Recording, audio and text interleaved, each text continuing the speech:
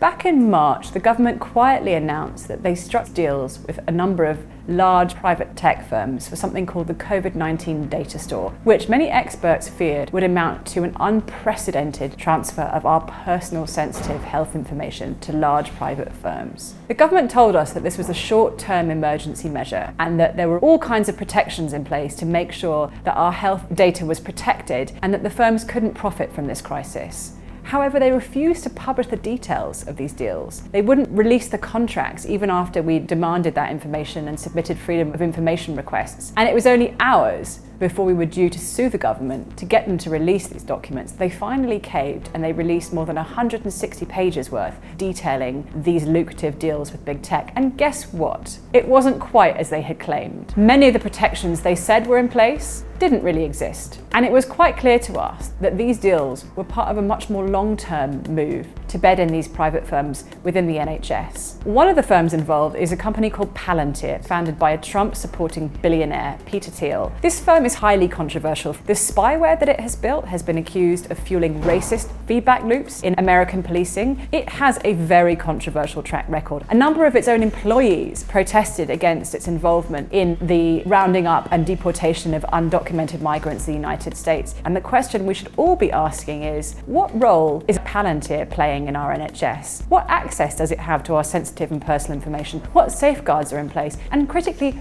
who gets to decide? Is it us? Is it the people who pay for the NHS and use the services? Or is it the government doing backroom deals with large, unaccountable private tech firms? We deserve answers to these questions. We already have reason to believe that the UK government is planning a radical shake-up of the NHS next year. We've had documents disclosed to us which show that this is already being planned behind the scenes at a high level, overseen by a policy unit in Number 10. This should not be happening behind closed doors, hidden from public scrutiny. We should have a say in the future of our NHS, how our public services are delivered, particularly after the COVID crisis. This is our cherished public health service that has had an unprecedented challenge this year and has risen to it, and we all agree is one of the most important and valuable things we have in this country. We believe that the law requires the government to consult with us, the public, when they enter into long-term deals with private firms who are supplying critical services to the NHS. This is something that should be open for public debate and scrutiny. And if they've got nothing to hide, if these really are the best deals that they can secure for us, what have they got to lose? We, the citizens of this country,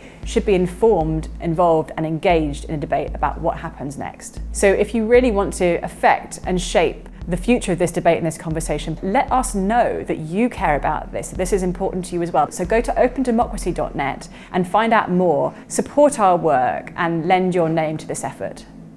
Please support independent media. We need alternative voices in this debate. Open Democracy is one of them, and so is Double Down News. Please support Double Down News on Patreon.